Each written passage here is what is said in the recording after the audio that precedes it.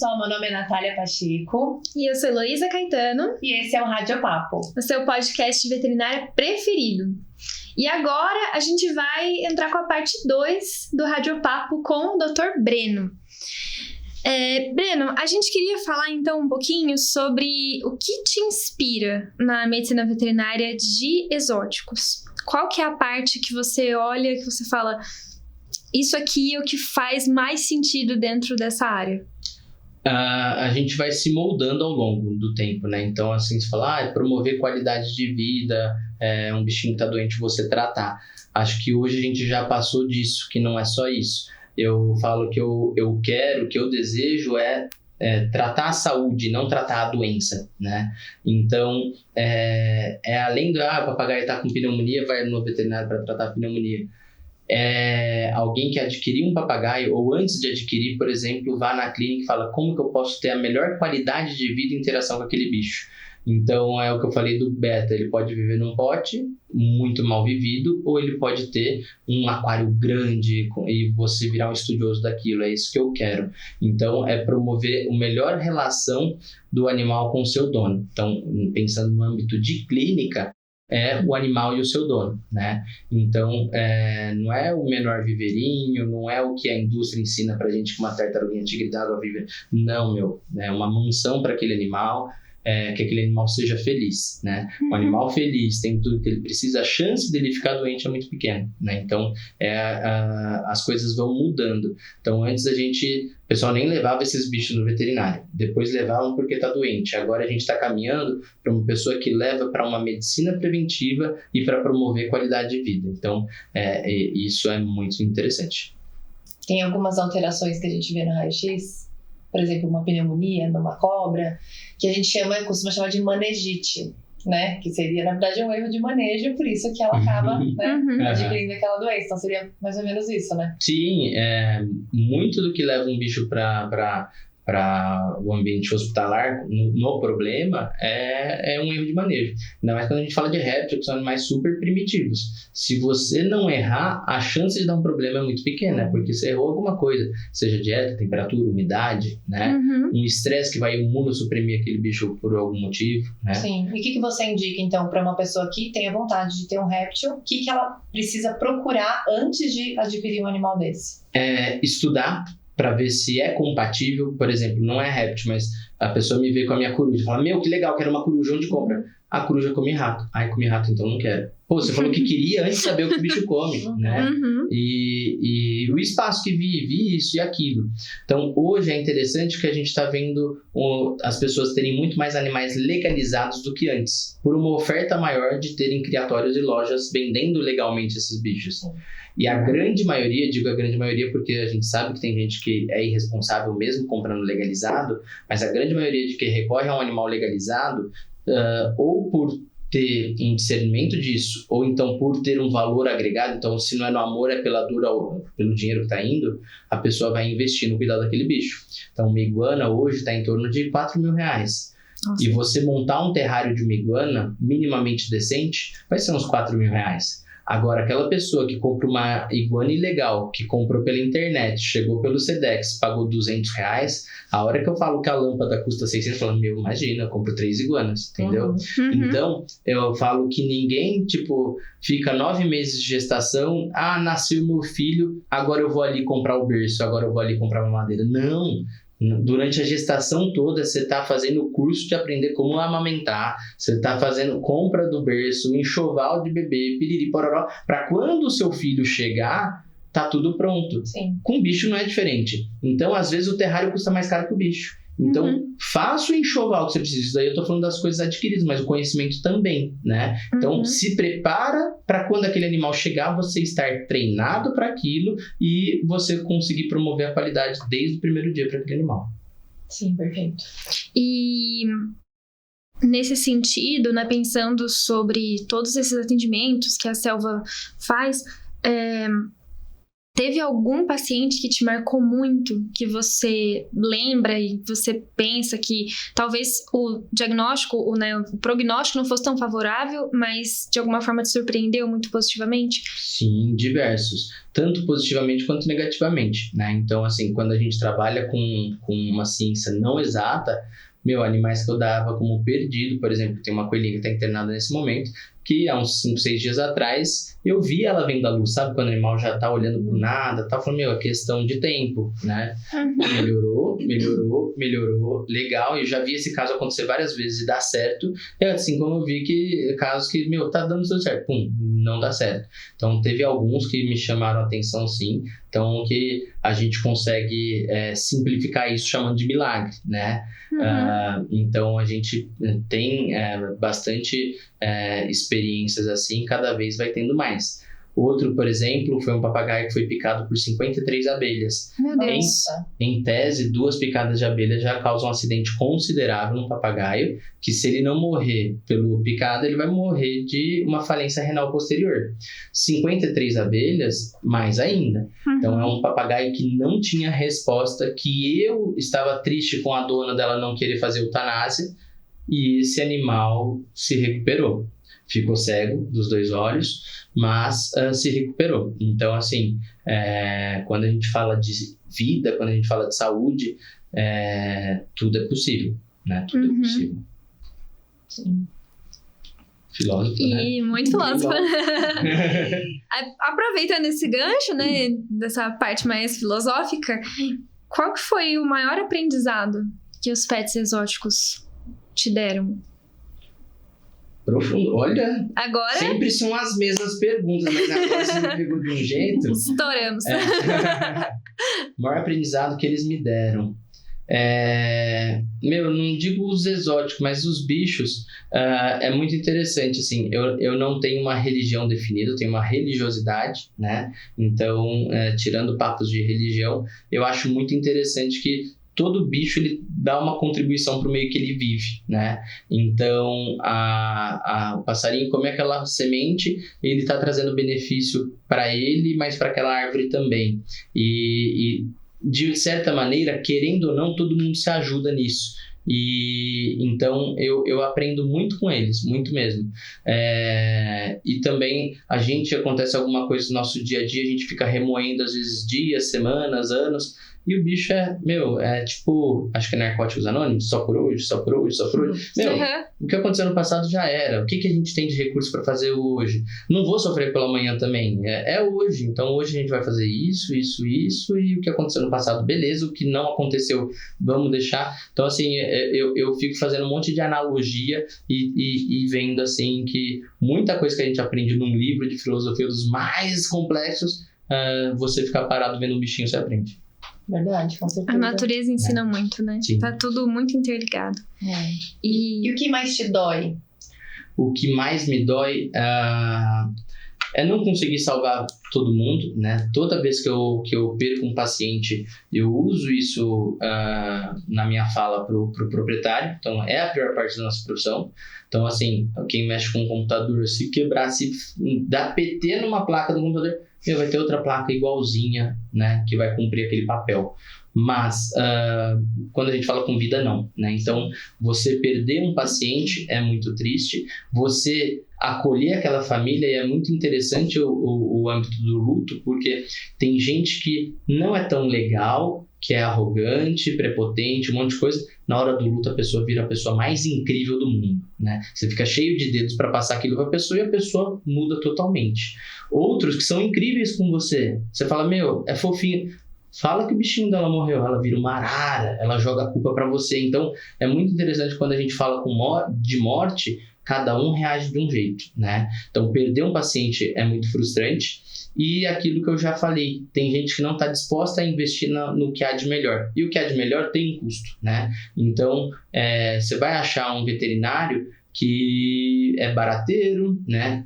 Que não faz exame, que às vezes dá certo o diagnóstico dele e às vezes não dá. Mas quando a gente fala, eu posso tentar, mas se eu tentar e não for isso, a gente vai estar perdendo tempo, eu vou estar condenando ainda mais seu bicho. Então, tem gente que não topa investir, isso é muito frustrante, né? Então, assim, graças a Deus eu tenho bons clientes, mas esses bons clientes, infelizmente, ainda é a minoria do que a gente atende. As pessoas vão para consulta achando que na consulta vai resolver tudo e não topa fazer um exame, coisa do tipo, né? Isso é vários triste. anos seu de formado, já pensou alguma vez em desistir, em largar tudo e vender coco? Já, mas eu sou cabeça dura. Já sim. Eu acho que às vezes a gente pensa, né? Fala, se eu tivesse em outras áreas, né? A pessoa topa investir em trocentos mil na parte estética dela, mas quando chega na parte de saúde, de bem-estar, não é todo mundo tem esse entendimento que o pet precisa também, né? Sim. Então, falar que não pensei é mentira, mas assim, amo muito, acho que eu não largaria o osso tão fácil. O que me impactou muito foi há uns 3 anos atrás, a morte do meu cachorro, né? Então, eu tenho mais de 100 animais e meu bicho favorito é jabuti. Eu cheguei a ter muitos jabutis, muitos mesmo. Hoje eu tenho uns 20, né? Mas eu cheguei a ter algumas centenas de jabutis quando tinha o criadouro. E quando meu cachorro morreu, eu me senti muito impotente de não poder fazer nada por ele. Ele morreu porque foi atropelado. E eu falava, eu daria o dinheiro que fosse para trazer meu cachorro de volta. E por mais que eu goste de jabuti, é meu bicho favorito, eu não daria, talvez, o dinheiro que fosse para trazer meu jabuti de volta. Falar, um jabuti meu tá doente, precisa pagar R$1.000. Pago 100 vezes. 5 mil, pago 100 vezes. 10 mil, talvez eu tenha uma limitação ali. Falar, não investiria tanto no jabuti, mas no cachorro, sim. Aí eu falei, olha que trash. Eu estudo, eu vivo um animal que as pessoas não depositam tanto sentimento quanto, né? Não posso generalizar. Eu tenho clientes que matam e morrem pelo animal, né? Mas, infelizmente, é a minoria. Aí eu falei, eu vou largar tudo e eu vou começar a atender cachorro, né? Eu quero atender o amor verdadeiro da vida de alguém que está disposta a investir no que eu faço, né? E aí depois eu pus o pé no chão e falei, tá caminhando tudo bem até aqui. Talvez não daria certo, gosto muito dessa área, vamos ressignificar, mas já pensei. Caraca, que história interessante. E você diferente. Se viu ali na pele. Sim, que você passa. E assim, eu não podia fazer nada porque, tipo, a gente encontrou ele morto na beira da rodovia, né? Mas se falasse, você dá sua caminhonete pra trazer ele de volta, eu daria mesmo, né? E talvez pra outros bichos não, porque a gente não tem tanto sentimento. Sim. Né? Sim. E vamos falar um pouquinho sobre a sua rotina, né? Qual que foi o bicho mais esquisito, mais inusitado que você já atendeu? Espécie, você falou, meu Deus, que isso? Muito legal. Vai passando o tempo, a gente vai atendendo uns bichos que a gente nunca atendeu e fala, nossa, né? E essa pergunta, todo lugar, onde eu vou, não só podcast, na vida, o pessoal pergunta. Mas o que eu conto que é interessante... no começo da clínica, eu morava na clínica, eu morei 2 anos na clínica, né? E então fui plantonista 24 horas por 2 anos. E aí, uma consulta emergencial num domingo de um sapo, falou, vocês atendem sapo? E a gente atende sapo, né? Inclusive agora tem sapinho internado lá na clínica. E eu falei, nossa, que diferente, né? Não é um bicho que vem tanto. Agora a rotina de sapo tá muito maior, existem muito mais sapos legalizados hoje, mas antes não existia. Bom, o cara chegou com um sapo, a mulher dele e o caseiro da casa dele. O que aconteceu? Falou, chama esse sapo lá não tem sapo, a ex-mulher dele mexe com umas magias estranhas. Eita! E a gente tem certeza que esse sapo foi magia negra dela, né? Então, o caseiro tentou abrir a boca do sapo, não tá abrindo, provavelmente tá colada, e dentro deve ter o nome dele na boca do sapo. Meu Deus! Bom, consulta emergencial, na época era R$250, né? Catei a pinça, abri a boca do sapo. A hora que eu abri a boca do sapo, parecia final de Copa do Mundo. Os 3 começaram a pular, feliz da vida que a boca não estava colada, né? Ele falou, mas procura que o nome deve estar aí. Tirei só um besouro, foi tudo que eu achei de dentro do sapo, né? E aí a hora falou, você tem esse besouro mastigado. Nossa, eles ficaram felizes da vida, pediram pra eu soltar o sapo, pagarem dinheiro e foram felizes, né? Então, assim... Gente! E se tivesse o nome, aí você ia desfazer?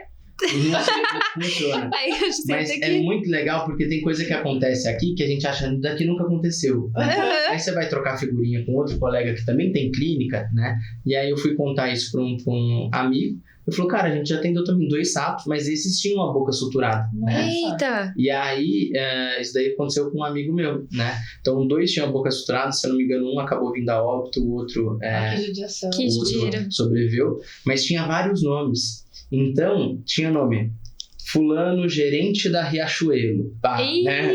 O outro era arroba não sei o quê. Meu Então, Deus! eram vários nomes, né? Não foi comigo, mas as coisas acontecem aqui na clínica, mas tem clínica pelo Brasil todo, então acontecem várias coisas. Bizarro, né? Meu Deus! Mas a gente atende de tudo, desde peixe até avestruz. Bom, que bom que não tinha nome nenhum e que o bichinho ficou Natália bem, né? Pacheco.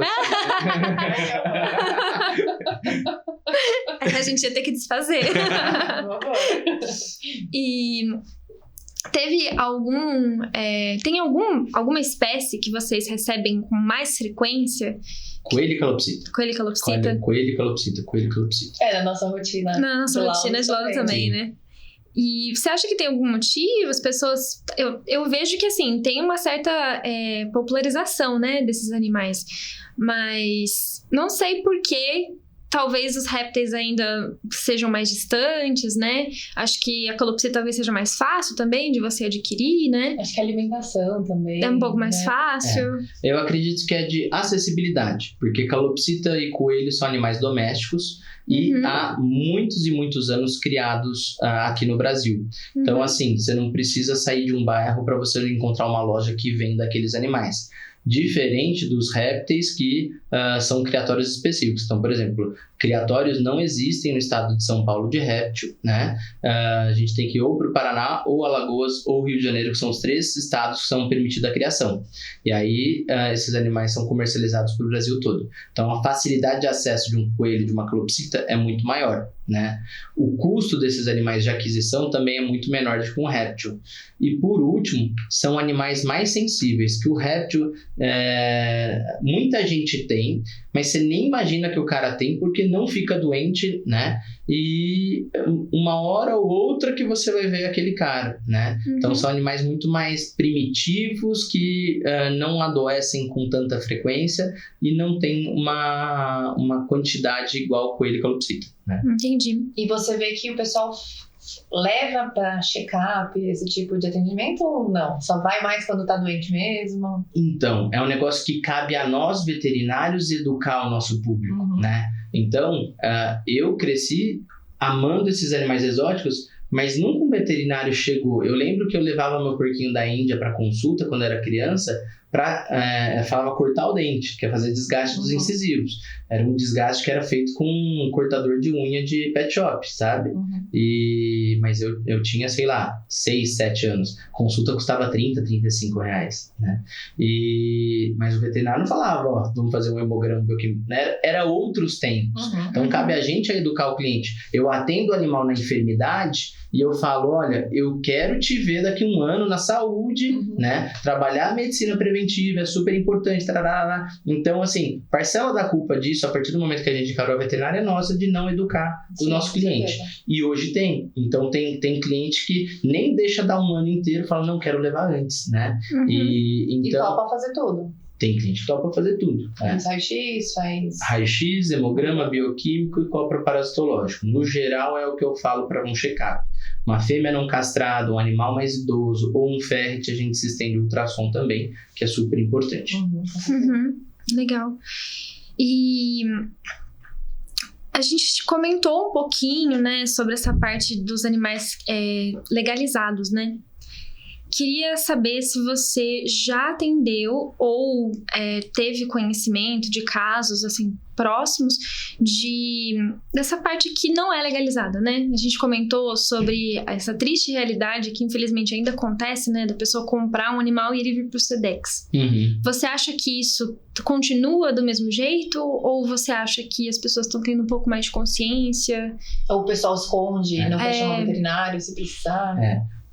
Assim, eu vou falar da minha realidade. O Brasil é muito grande, então o que acontece aqui, talvez no Pará, não é essa a realidade. Na minha clínica, que é na região central de Campinas, a gente quase não atende animal silvestre ilegal, tá? Animais de origem ilegal. Atende sim, tá? O veterinário ele pode atender e deve atender, porque senão o animal vai morrer desassistido, né? E assim, a gente aproveita o ambiente da consulta para ser educativo. Às vezes a pessoa tem e nem sabe que é ilegal, né? Aquela corn snake, ou até mesmo papagaio, né? A grande maioria sabe sim que é um animal ilegal, mas não sabe o impacto que isso gera. Então, aproveitar para cuidar do bicho, mas educar e orientar a pessoa também. Amanhã, se ela quiser ter, existem a oportunidade de comprar legalizado ou então uma espécie muito similar àquela, né?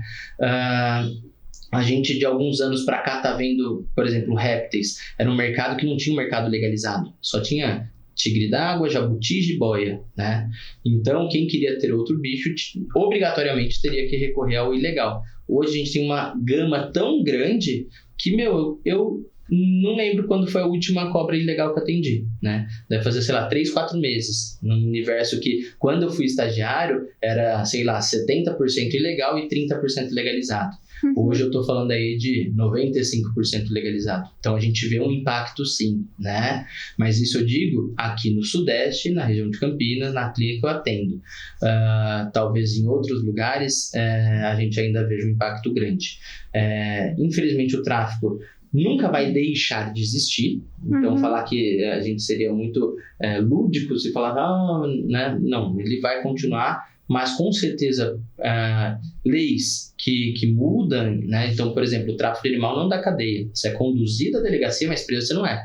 Então teve gente que já foi conduzida à delegacia 17 vezes. Então tá ótimo, você não paga, você não recolhe imposto, você tem uma lucratividade grande e você não vai ser preso. Se você não tiver nenhum bem no seu nome, nada acontece. Teria que mudar o poder legislativo. Não adianta a polícia prender, chega lá e é liberado, né? Ponto 1. Educação ambiental. E facilidade de existir em criatórios legalizados com uma gama maior, um preço cada vez mais acessível, isso a gente vê acontecendo, né? Ainda é muito difícil competir, né? São valores diferentes, mas a passos de formiguinha a gente vê uma melhora assim. Mas enfim, resumindo, eu ainda atendo animais de origem ilegal, né? Não compactuo com isso, mas eu acho que é um dever do veterinário atender e aproveitar para educar aquela pessoa. Com certeza. Ô, Breno, qual que é o impacto de você adquirir um animal ilegal? Acho que é interessante as pessoas saberem que você falou sobre isso, mas muita gente não sabe. Hoje existe uma estimativa que a cada um animal que chega no destino final, 9 morreram para que ele tá lá. Né? Então, assim, por ser uma atividade ilegal, igual o tráfico de arma, o tráfico de droga, não é o cara que planta aquela folha de coca que vai ser o cara que vai vender para o usuário. Não, tem uma rede, né? E no tráfico de animais também. Então, tem aquela pessoa que coleta, que vende para que vende para um caminhoneiro, que vai trazer lá do Nordeste para cá, que vai vender para um outro, que vai distribuir. E nesse processo, muitos acabam vindo a óbito. Muitos acabam sendo apreendidos também, só que eles são apreendidos, imunossuprimidos e vão morrer de uma doença oportunista ali. Então, vem na bagageiro do ônibus, joga uma mala em cima, mata todo mundo, vem do lado do motor do caminhão, esquenta, mata todo mundo esturricado. Então, é uma realidade muito triste, né?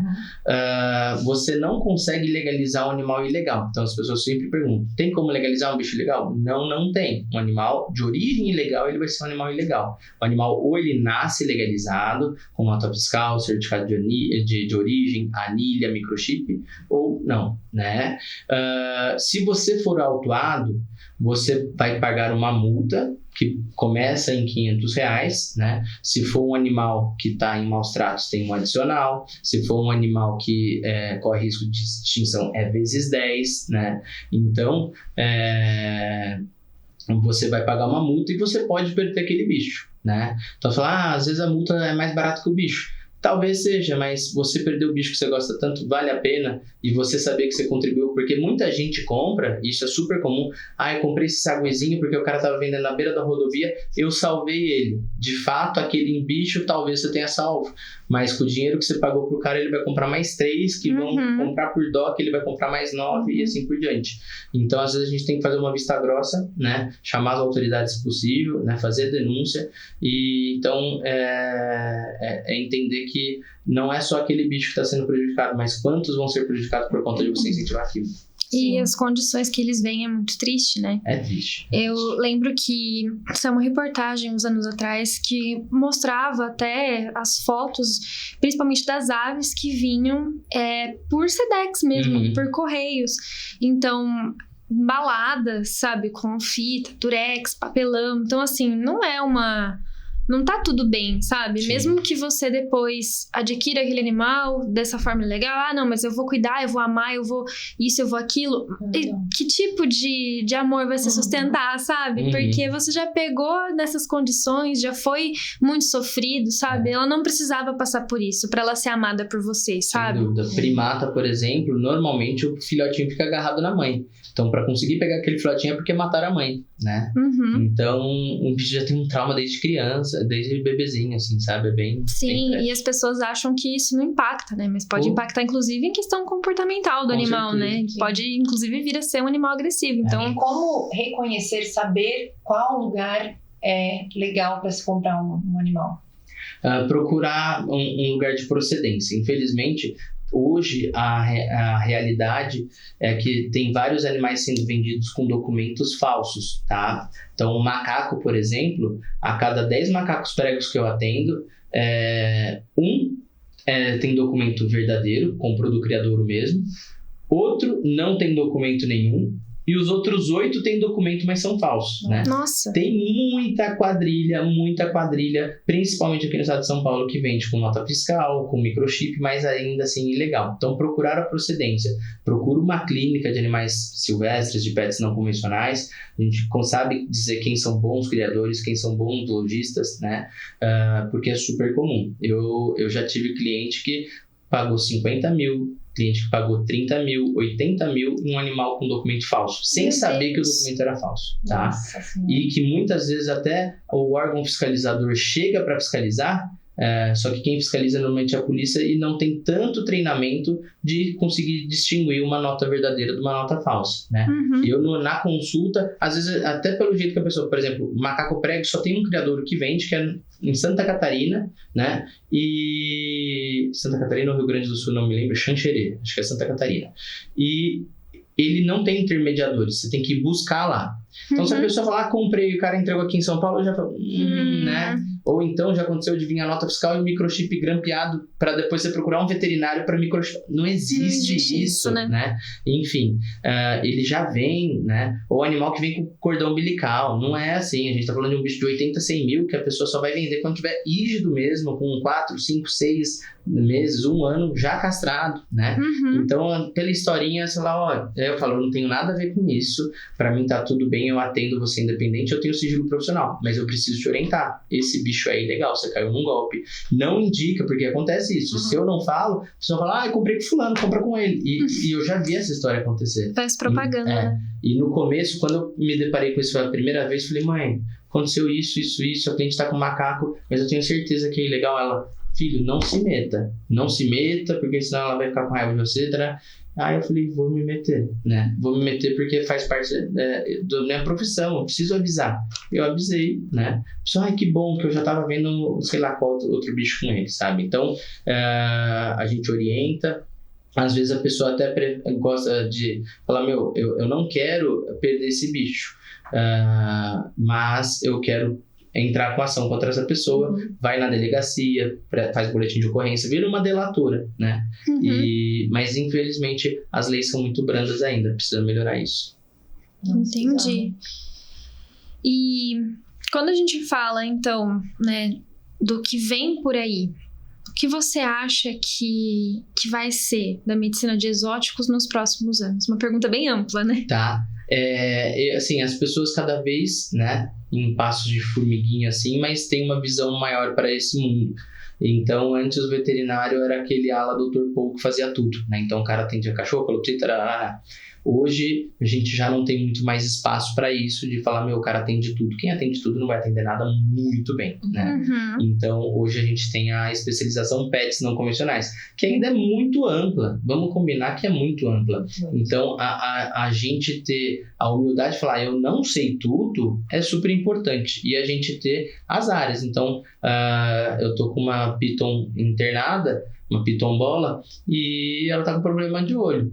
Eu chamei o amigo oftalmo para atender o olho daquela cobra, né? Então, chegar num momento que o cara não vai atender répteis se ele atende coelho, porque o cara se focou naquilo. Então, não acredito que vai ter o Dr. Coelho, mas aquele focado em coelhos e roedores, aquele que tem maior aptidão com as aves, com os répteis, com os peixes e anfíbios e assim por diante. Então, nós da selva urbana, a gente está procurando fazer isso, né?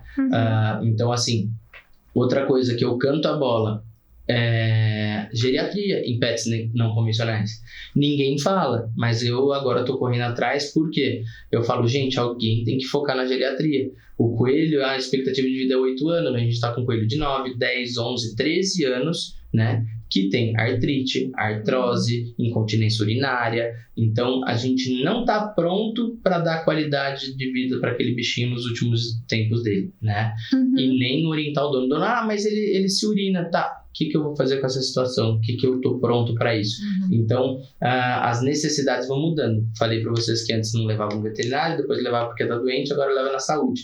E agora vão levar na terceira idade do bichinho. Então, eu acredito que é segmentar ainda mais, né? É isso. Muito bom.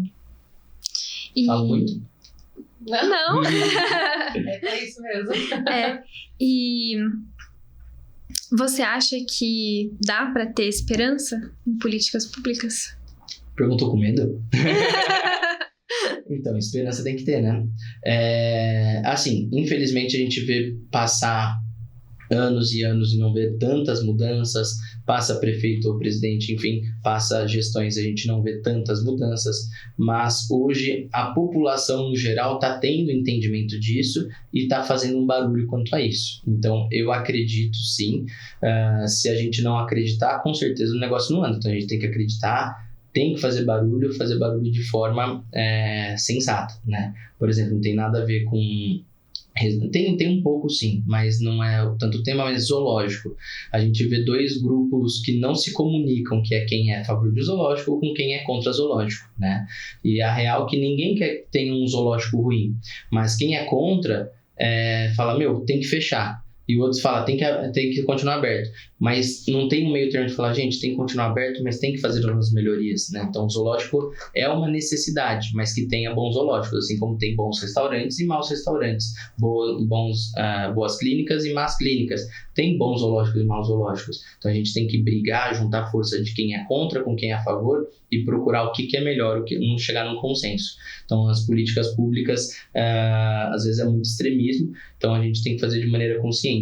E é uma engrenagem, eu falei, não é só ter um CETRAS. Ter um CETRAS é um negócio, mas se tiver educação ambiental na escola, talvez a gente consiga ter uma sociedade mais consciente, que não vai ter tantos animais indo para um CETRAS. Exemplo, né? Políticas públicas mais fortes, então o cara que for pego traficando bicho é preso, né? Se for pego pela segunda vez, então é preso, a primeira vez paga multa. Talvez tenha menos pessoas traficando, talvez exija menos dos CETRAS e assim por diante. Então, é tudo. Sim, e acho que até nesse papel, né, de educação ambiental e também da conservação, né, o que você comentou, né, com relação a esses animais que não podem retornar à natureza. Se não houvessem essas instituições, aonde eles iriam, né? Exatamente, né? Então... Ninguém sai daqui e fala, vamos ver que bicho que a gente bota no zoológico. Pode ser que no passado tenham feito isso, né? No passado isso era uma realidade. Mas de muitos anos para cá, não. Aqueles animais estão ali porque eles não têm condição de voltar para a natureza ou porque eles já nasceram sob o ambiente cativo, né, sob cuidados humanos. Então, em um zoológico, ele tem que ter alguns pilares aí. Então, conservação, pesquisa, lazer educativo, né? Então, a gente tem que ter algumas coisas aí. Não é uma amostragem de bicho. No passado, de fato, era. Agora, quem não corre atrás de investir em pesquisa, em conservação, programas de genéticos, né? Então, você ter ali um casal de onça, saber a genética deles, para você ter o studbook daquela espécie, você não está sendo zoológico, você está sendo uma amostragem de bicho, né? Então, é brigar para que seja um bom zoológico. E não fechar, que não dá para não fechar, a gente precisa disso, né? Não dá para não ter criatórios de animais, as pessoas vão ter bicho. Antes da gente chegar no Brasil, quando só tinha índio, os índios tinham bicho, né? Outras populações de outros continentes tinham bicho. O humano sempre andou do lado dos animais. Então, as pessoas não vão parar de ter bicho, mas que tenham animais de maneira consciente. Entender que ter um animal não é uma necessidade. Por mais que eu tenha um monte de bicho, eu preciso ter bicho? Não, eu não preciso. Mas eu quis ter aquele animal, então eu preciso cuidar dele de uma maneira certa. Eu quis ter aquele animal, então eu vou adquirir ele de uma maneira certa. Então, enfim, eu acredito em políticas públicas.